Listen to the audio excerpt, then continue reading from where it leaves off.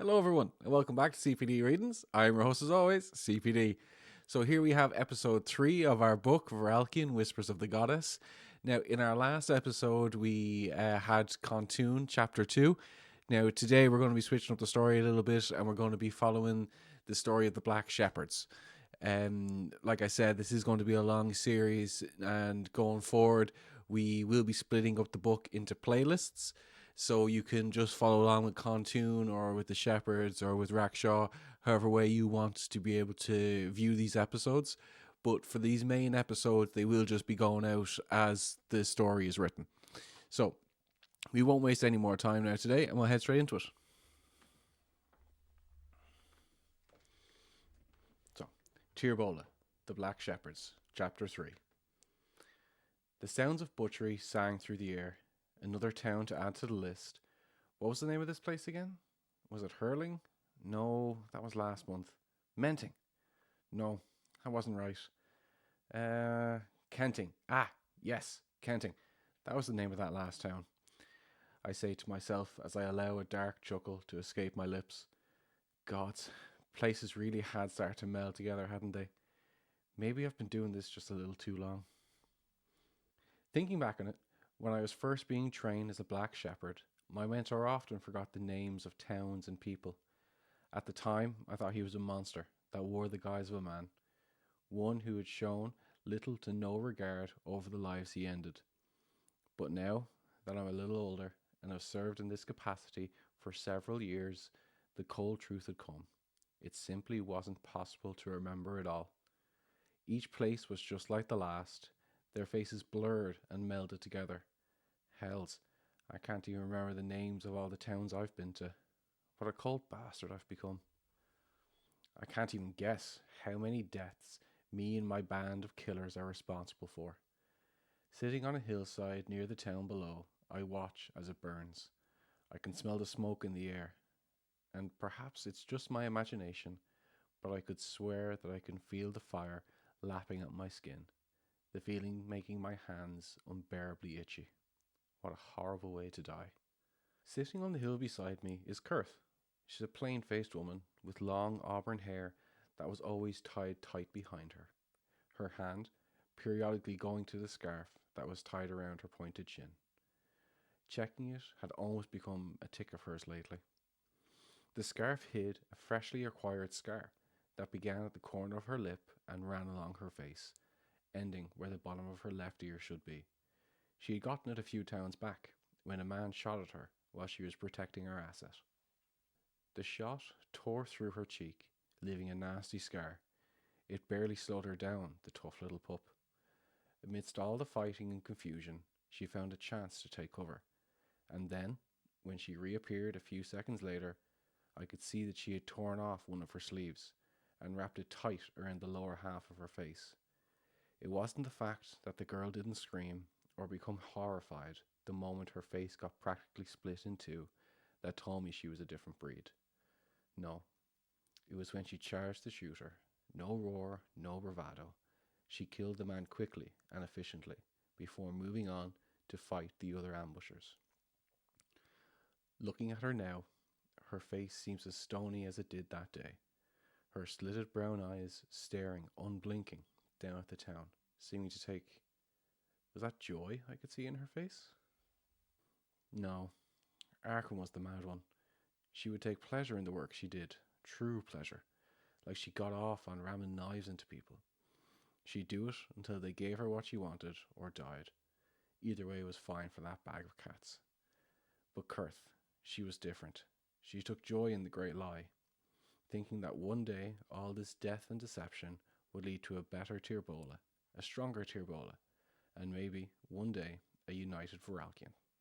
Kurth was a soldier, through and through. A good soldier. She never guessed why, never second guessed or spoke out against an order. As straight as an arrow, that one.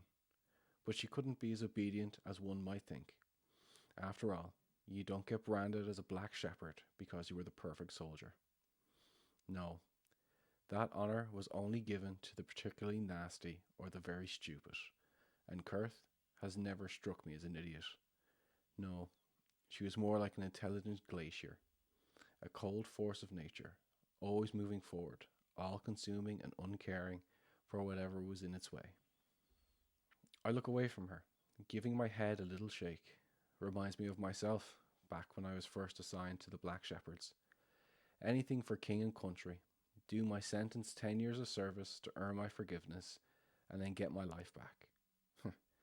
Sounds like a cruel joke at this point. Would I even recognize my old life anymore? How long have I been a shepherd now? 7 years? Maybe 8? And after all that time, I've grown tired of the screams, tired of the lies and deception. Hells, the only honest conversation I've had in weeks was a random talk with a merchant over the unending qualities of pure gin. I felt it in myself a while back. I started to question that if after all these years of subterfuge and knives in the dark, had Tirbola gotten any better? If it had, I certainly can't see it. But maybe this is all just the groundwork, the foundation that needed digging. That me, a dishonourable murderer to a mad tyrant, needed to be one of the few who wade through all the blood and shit, so that the ones who actually deserved good lives could live them. I've been telling myself that self same lie for a while now. Each time I say it, it seems all the more hollow, like the words no longer had any meaning. Through all this blood and shit, I can't see the end. Not that I thought I ever would. We know too much. All the dirty secrets Sterbola keeps, the blackmails, the assassinations, the coups. We're too far down in all this dark shit that there was ever going to be a chance that any of us would be allowed to live after our sentencing. No, we're too loose a thread to not snuff out whenever our time has come. But one can only hope. But one thing that this job has taught me was the world was full of murderers and tyrants, and the only ones that stuck around were the ones that were marginally better at murdering the other tyrants. Well, that, or the ones that had people like me and my wayward family on their side. The best and dirtiest murderers in the kingdom, and all working for the right tyrant. As we watch the army doing what Tirbola does best, I get tired of the scene. If you've seen a town rising up to commit mass murder once, you've seen it 1,000 times. It was always the same. The rich would get dragged from their homes by their servants and hung on the gallows, or, if they couldn't wait for the hand of justice, they just throw them from a high enough window. All while the mob would pillage, rape, and plunder their old masters, the governing body's businesses, or any of their remaining family members. And that's when shit got really nasty. It was a strange thing to see. The devils even the quietest of men would become when given license to kill. It would go on like this until the town guard got organised and started beating the mobs back down. It was then, and only then, that the real devils would come.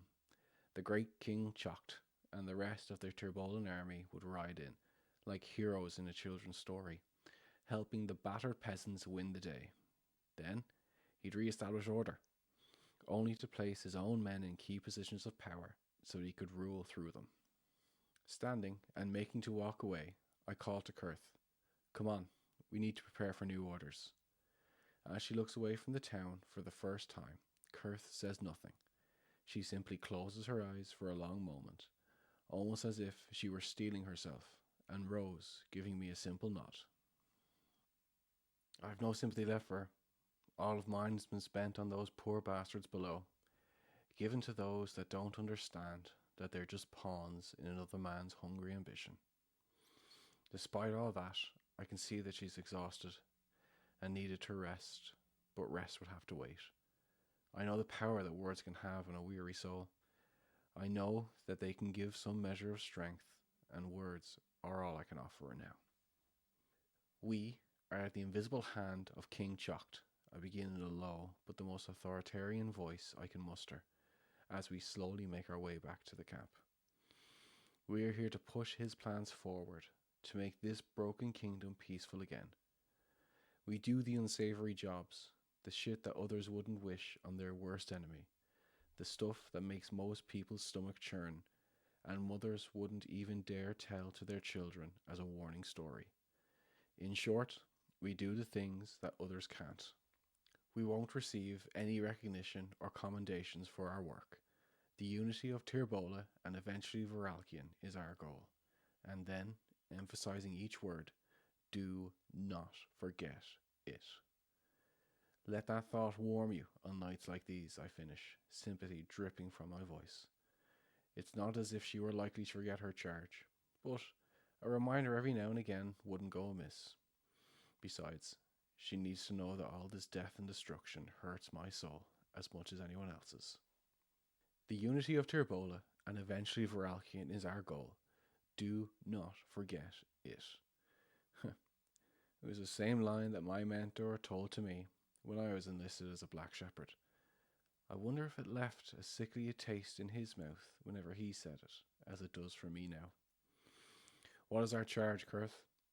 Without hesitation, Kurth recited their charge from memory, saying it softly, as if it were a sacred prayer. To guide the lost to the light, to be a whisper in the night, to be the sword that cuts through injustice, to give our lives for the King. All glory Tirbola. Perhaps she was a true zealot, I think to myself, young enough to still believe in all this, but slowly becoming more experienced now, not as innocent to actually believe that any of us will see the end of our sentencing. As we walk towards the camp, I see a small glow, a sign that their fire was well underway.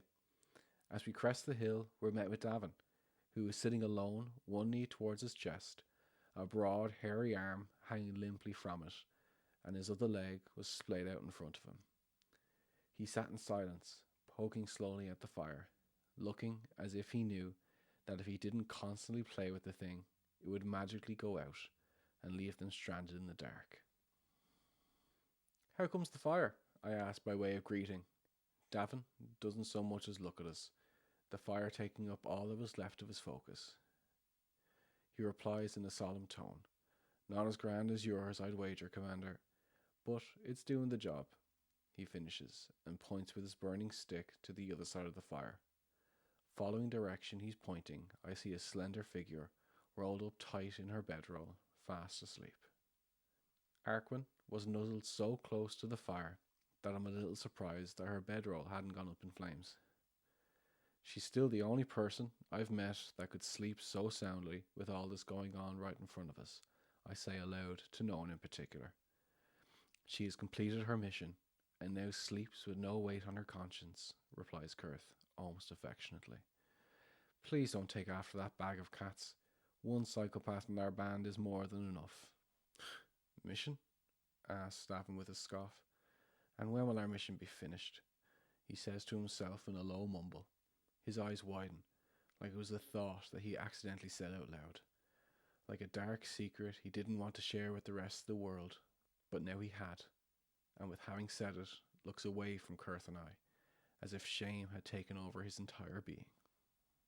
We all sit in silence for a while, warming ourselves by what was now simply embers of the fire Davin had built. Tending to it had seemed to go out of everyone's mind after Davin offered his question. Wrestling with my thoughts, well, isn't this shit? The only words of comfort I can think to offer would be the same I gave to Kurth not more than 20 minutes ago, and saying the same thing to him, well, that would just make what I said to her seem all the more empty. Gods, I really am shit at this. After the last of the heat goes from their fire, Davin makes to get up and go towards where his bedroll was set out, but before he can, Kurth speaks up. When we are no longer needed, or if we prove to be useless to our king. Huh? Davin asks. You asked when will our mission be over, Davin, so I'll say it again. When we are no longer needed, or if we prove to be useless to our king. Understanding her, Davin nods, showing little emotion, and walks away. I say nothing, waiting until Davin is out of earshot. Poignant, I say to her, not looking her way as I untie the flask that's on my waist. The truth, she replies. We are servants of the great King Chocht, are we not, Dalmath? I don't reply. I just simply take another swig from my flask. Our service ends when he says it does, and not before. That is what it means to be a black shepherd. All due respect, Commander. Perhaps, instead of trying to inspire the inspired, you should tend to other members of this flock. She finishes, with a deferential bow of her head. Gods, this woman really does believe that Choct is a reborn god come to save the world. I don't think I could have been more wrong about her mood when we sat on the hillside. Ignoring her, I look towards the camp. I see Davin, rolled up in his blankets, clearly exhausted. But I know he wouldn't sleep this night. Davin and Arquin had the honour, earlier today, to give the last push to the dissatisfied and starving people of Kenting.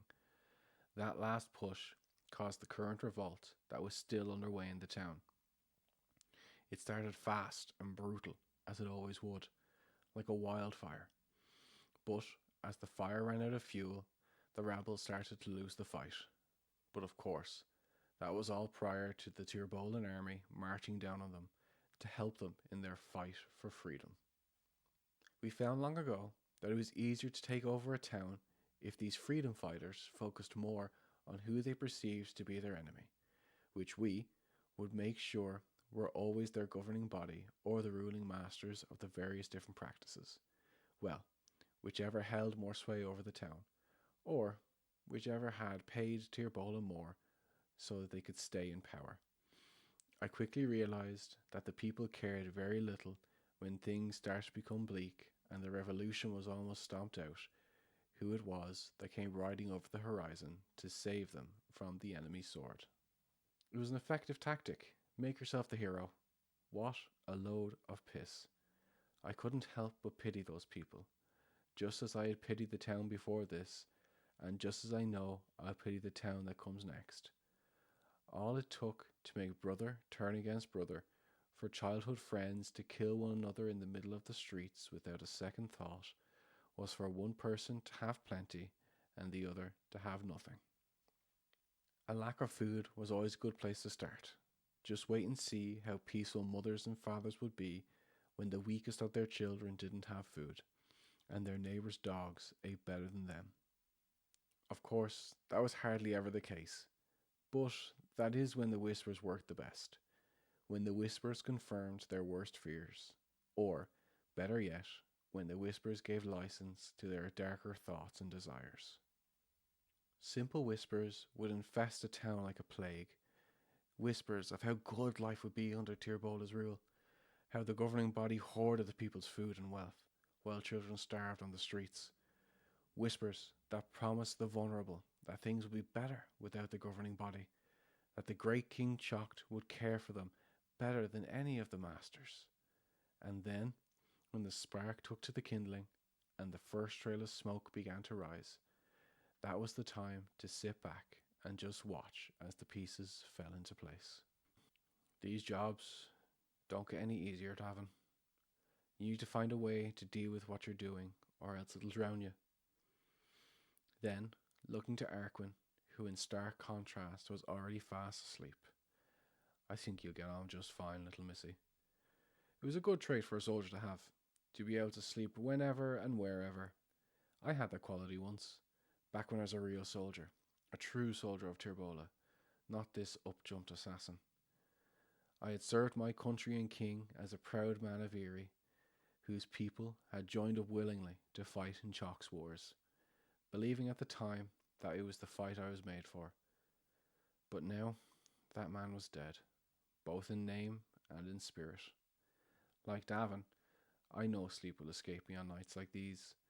Only soulless monsters could perform such acts as we do and be able to sleep well that very same night. As my thoughts run away from me, I slowly start running one hand over the other, almost as if I were trying to wash the day's blood from them. The noise of horse hooves in the distance catch mine and Kurt's attention. We shoot to our feet, looking in the direction of the sound. It was coming from the direction of the town. As we look, we see the smoke billowing as it covered the orange and deep blue sky as sunset was coming on. Without a word, I hurry to my bedroll, and rolling it over, I grab my set of twin curved swords, sliding one into the empty space at my left hip and the other into the strap along my back. I look to Kurth to give her orders, but she's already grabbing her bow, the quiver of arrows thrown over her back. We swim into action. I point in the direction of the nearby tree line, No words needed to express my mind. We are too practiced in situations such as these. Nonetheless, we keep noise to a minimum. No need to let our intruders know that they aren't invited to the party. Kurth sets off, sprinting at a blistering pace towards the tree line, low and curving away from the noise of the horses, using the brow of the hill as cover as she makes her mad dash across the field. At the same time, I turn to run to where Davin and Arquin are sleeping. As I approach our camp, Davin's head comes up from his bedroll. He must see the look in my face, because just as it was with Kurth, no words were needed. Davin nods and makes his way to Arquin, putting one hand over her mouth and waking her before leaving her there to grab his mace and shield. Going in the opposite direction of Kurth, I begin running around the side of the hill, keeping the sounds of the horses on my right. I hunker down beside the small bed of rocks and a fallen tree that we placed there earlier, just in case something like this were to happen. As the riders continue their approach, I strain my ears, trying against hope to listen for anything that would give me some indication of how many riders were approaching, but it was no use. The only thing I can glean is that there were more riders than we alone could handle. Soon after, Davin and Arquin join me there. Arquin has her long rapier slit through the belt on her hip, the steel bare. She starts using hand signs to speak, trying to get an idea of what was going on. Not having any idea who was approaching, and knowing next to nothing, I simply gave her a shrug. Arquin, obviously dissatisfied with that answer, whispers in an angry tone, "What do you mean?" and shrugs her shoulders in mocking mimicry. What is happening? Are the townspeople going this way? Putting one finger to my lips, I begin signing back that Kurth had taken to the tree line and that we were waiting for her signal. As the distant thundering of the horses' hooves become earth-churning thuds, and the neighing of the horses becomes louder, I start to hear men shouting, but not clear enough to make out what was being said. As the horses come to a slow trot, a small noise stands out through everything else. The sound of a pre-cree bird, a bird that was native to Tirbola, and our pre-arranged signal to stand down. I turn to Davin and Arquin, signing to them to stay there until they hear the whistle again. As I walk, I touch the hilt of the sword on my hip reflexively, an old habit, but just knowing that it's there gives me confidence. As I walk, my steps change from slow and measured to nonchalant and self-assured. The group of riders that seeing me slow their pace even further until they're only a few feet away. As the small party pulls up, the man at the head of their group dismounts and takes a few steps forward. As the man walks forward, he reaches a hand up, pressing something on his collar. As the man's hand comes away, I see the man's helm melt, like hot water hitting ice. Not immediate, but slowly, almost designed purposefully to create tension in the eyes of the beholder. My stomach sinks as I see the face that is underneath. A man from my past. He has a dark complexion, even darker spots scattered over his face with no discernible pattern to them. He is close-cropped, curly, almost wire-like hair, a thick beard around his chin, and barely showing signs of age. On his cheeks, there were some rougher, patchier bits of beard, a clear sign that he hadn't shaved in several days. Then, in a loud, booming voice, "Ah, Dalmuth, you look good for a dead man." Momentarily silenced by the surprise, I stand there, wrestling to get my thoughts under control. "What?" asked the ghost from my past. "Don't you recognize your friends?" Well, I can't say that I'm not a little disappointed. But if introductions truly are in order... "No, of course not. I remember you well, Staff Sergeant Thrum," I reply, all confidence fleeing from me before this apparition. "Staff Sergeant? Ha! Well, I admit it certainly has been a while since I laid my eyes on you." "You will show respect to the Sergeant Major by using his proper title," says one of the men who now stands behind him. Thrum wheels on the man. "It seems you are the one in need of a lesson in respect," he says, his tone cold, his words slow. "But Sergeant Major," the young man protests.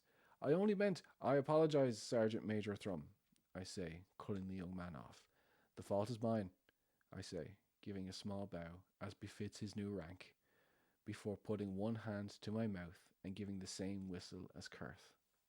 As soon as the rest of my squad arrive, they each bow, going to one knee, the left hand going to cover their face before becoming outstretched, a symbolic gesture to show that they would wear no mask here, that no lies will be told before their superior, and forming into a cupped shape, just as a beggar would for food or coin. For a shepherd, it's a plea to be of service. All while the other hand balls into a fist and placing it above their heart in a stabbing gesture, a sign that they would sooner die rather than relent. Please, my shepherds, stand. You've done a great work this day. Kurth, Davin, Arquin, it gladdens my heart to see you all so well. I have read Damon's reports, and am truly impressed with the work you have done, not only here, but on your other campaigns also. Please rest assured, my friends, that your work for our king, the Great Chocht, does not go unnoticed. Kurth, I am especially impressed with you. You have truly demonstrated your devotion to the great king, and are a bastion of loyalty in our cause. Kurth, taken aback from the compliment, has no idea what to say. The scarf she now wears, covering her expression, but the look of admiration in her eyes was undeniable. In a very touching moment, Kurth unwraps her scarf, showing the extent of the damage that has been done to her, but with no care of the scar that now ravages her face, and only devotion in her eyes. In a very unlike Kurth expression, she graces the captain with as broad a smile as her face would allow. Returning her gaze to the ground, I am not worthy of such praise, my lord, she says, as if she were a shy maiden at a noble's party being invited to dance. Thrum, looking from her to me, clearly a little taken back, not realizing the extent of the damage and becoming a little perturbed by it.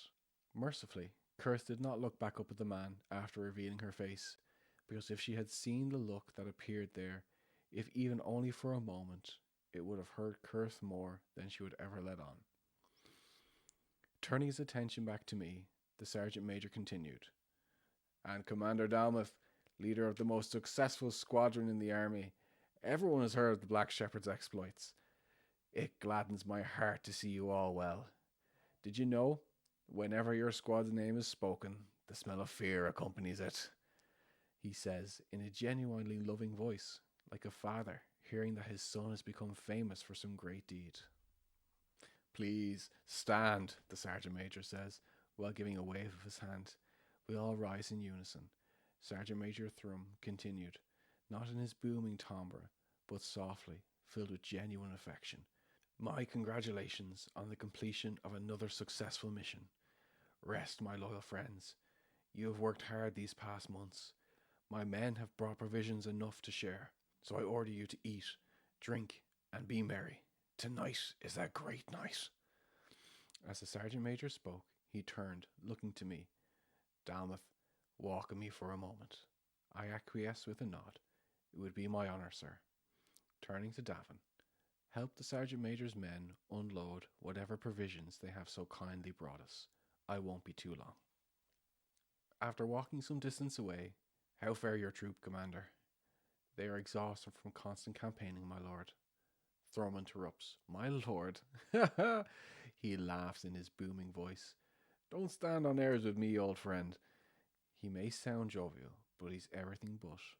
I can feel the palpable tension in the air between us. There was too much left unsaid between them, from the last time they came face to face. It has been several years since I've seen the man, since the last campaign I was in charge of, the result of which landed me in the Black Shepherds, a campaign I'd like little reminders of. Thrum stops walking, either deeming it to be far enough away from the others, or perhaps he had forgotten our surroundings entirely. In a lowered voice, "I know why you are part of the Black Shepherds, old friend. I love our kingdom and I love our king, but you are deserving of honours. You do not deserve this," he says, looking round about, gesturing with his hands, as if to encompass the smallness of the world I have become accustomed to. "You should be leading legions of men. You are more than this. You are more than a dagger in the—" "My lord," I say, interrupting him, "I am where our king needs me to be." Thrum nods, a strange look in the man's face. Very well, he says in a resigned tone. Well then, Commander, I do believe you are giving me a report on your squadron.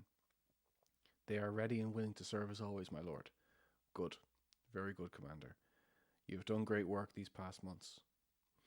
You and your shepherds have moved along our great work in this broken kingdom. Your words bring us honor, my lord, I reply coldly and with little conviction.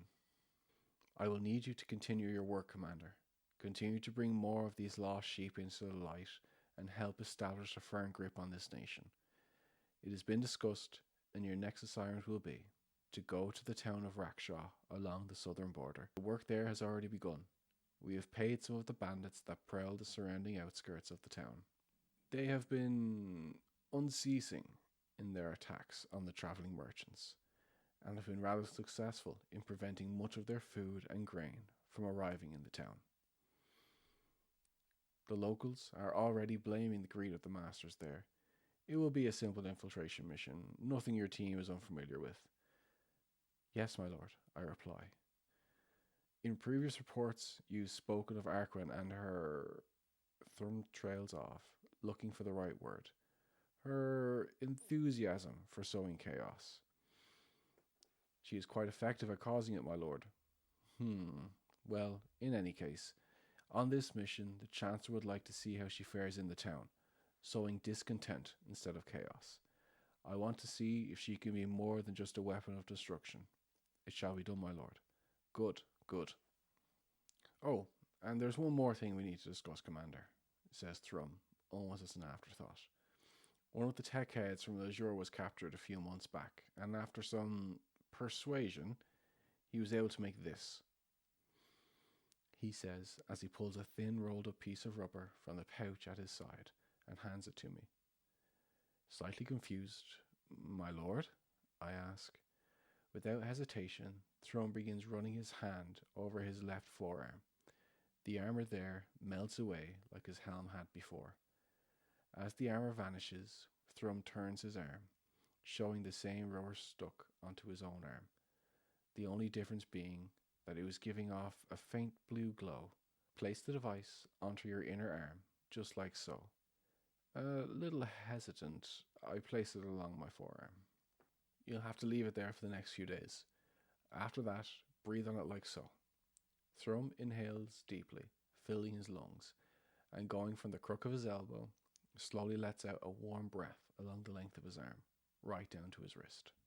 After a couple of seconds, lights start coming from his arm, accompanied by a series of intricate patterns. Thrum holds out his arm. Show me the route the shepherds should take to the town of Rakshaw in the Tirbolan kingdom. As he speaks, parts of the display break away from his arm and rise into the air, a thin line connecting them in the shape of a square. Then, as clear a map as I had ever seen appears in front of us. As the map formed, I could feel my mouth open and my eyes going wider still. Understanding in any sense of the word eluded me, like a small child leaving its home for the first time and discovering how big the world outside was. I knew that the Lazure had better technology than the rest of the continent, but to have captured only one man and this be the result, this was something I could never have imagined. Seeing my obvious shock, Thrum treats me to a half smile. This is nothing, he says. I wanted to ask what he meant, but he wasted no time. This is where we are now, he says, pointing to the map. As he did, a blue line appeared. As it appeared, it snaked along the map, twisting and winding, some fainter lines separating from it until 4 distinct paths were being shown and all ending at the same point. As Thrum pointed, a small circle appeared around their location on the map. I will need you to take your company down this road and have them reach Rakshaw by week's end, he says as his finger ran along one of the paths. The Chancellor wants Davin and Kurth to head up the initial part of this mission. They will need to make contact with a popular family known as the Jensens. As Thrum says their names, a picture of them appears in the top left corner of the ethereal map. He is popular amongst the trade guild, with a history of speaking out against the negligence they've shown in the face of the coastal wars. She is part of the Medicine Guild and has the ear of its master. The Chancellor has sent an emissary already, and our proposal has been accepted. So Kurth and Davin should be well received. But make sure they know, although the Jensens will readily accept a visit from them, they are still not to be known to the town. As the Chancellor wishes, so it shall be, I reply, trying my best to regain some level of composure after seeing what seemed like magic right before my eyes. Drum gives a simple nod in response. It will be a long ride, but you should face very little by way of opposition. Speaking to his arm again, show me a map of Rakshaw. As I look again towards the map, one by one, small squares shift to black until the entire picture is black for a moment, and then it pulses back to life, ripples extending out from the center as if a small rock had been thrown into a clear lake. The picture changes to an image of the town. It shared many of the same traits as a normal Tyrolean town. It had wide roads, buildings stacked atop of buildings 3 or 4 levels high, each level coming ever closer to the center of the street, and a large circular area in the center of the town with a solitary building at the top of the open space. We have a man who has taken ownership of a tavern named the Coloured Dragon. It is located here. Just as I had done before, an area of the map became highlighted by a white circle as Thrum touches the map. Enhance, Thrum says, authority dripping from his voice. As he spoke, a picture of the tavern fills the display. The man's name is Verdon. As Thrum spoke the name, another face appeared, almost as a faint blue ghost in the corner of the display. He is loyal to our cause and has been told to expect your team. You can rest here. He will resupply you, and if you require any equipment, he can get it for you. Very good, my lord. You have my thanks. With a nod, Thrum made to turn and walk to where the small camp had been erected, but stopped after only a few steps. You'll be answering directly to the Chancellor on this one, Commander. Make sure to not disappoint, he said, without turning as he continued to walk. A few moments later, we arrived back at the camp. We were greeted by a merry scene. All were eating, drinking, and exchanging stories. As I scanned the camp, I could see Davin, who was basking in the fraternity that could only be found amongst soldiers. He really did look more at home talking amongst other soldiers than he ever seemed amongst the other shepherds. Kurth, on the other hand, seemed back to her usual self, a wooden bowl of food left forgotten to one side and sitting on a log next to the newly lit fire, a mug in hand.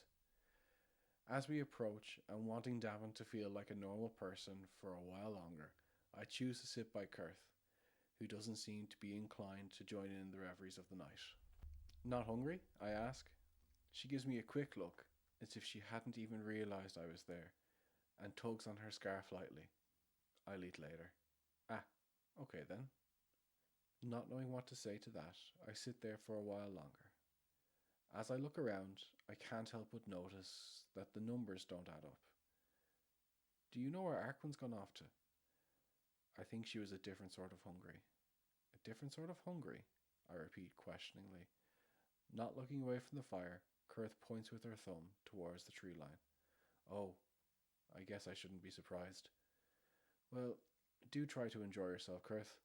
I don't know when next we'll get a chance like this, I finish before walking away from her and joining the other men. Stories and jokes are shared amongst all, and after a short while, Sergeant Major Thrum speaks aloud to his coterie of men. It's time for us to be back to business, men, and without waiting begins walking back to where they had tied their horses. Getting back onto his mount and turning it about, he speaks directly to me.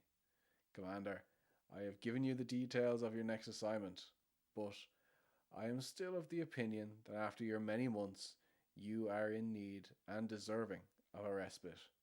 I truly am sorry that it's not within my power to give. Then, looking to the rest of the shepherds, I have enjoyed the revelry we have shared in this evening, and thank you all for your service. Enjoy this evening, my shepherds, and then calling aloud, What is your charge? The merriment and disassociation that was created over the short time of good food and drinks suddenly disappeared. The simple question bringing us all back to reality. As we all go to one knee and giving the shepherd salute, we recite our charge to guide the lost souls to the light, to be the whisper in the night, to be the sword that cuts through injustice, to give our lives for the King. All glory to your Bola. All glory to the great King Jocht, the Sergeant Major and his men shout in reply. Rise, my brothers and sisters. We stand, legs slightly apart, hands clasped behind our back, a familiar and comfortable stance betraying our military background. Throne gives a small smile and says aloud for all to hear, Never has the crown had such loyal shadows. Never have I had such pride in true devotees to king and country. I wish you well in your next assignment, and I look forward to our next reunion. With that, he turns and starts to make his way back to the town of Kenting. Now, folks, so that is the end of episode 3 of our book, Viralkien, Whispers of the Goddess. I thank you for joining us. Now, as I said in the intro, we will be making playlists for these going forward. So if you want to specifically follow Khontoon's story, or specifically follow the Black Shepherds, or specifically follow the town of Rakshaw Nil's story, then you can do so. Now, we will be making those playlists as at the end of our next episode, episode 4, because in episode 4, we'll be doing the town of Rakshaw. We'll be having a look at Nil and seeing what's going over there in his life. So I thank you for joining us. I hope you give us a like and a subscribe. And as always, be seeing you.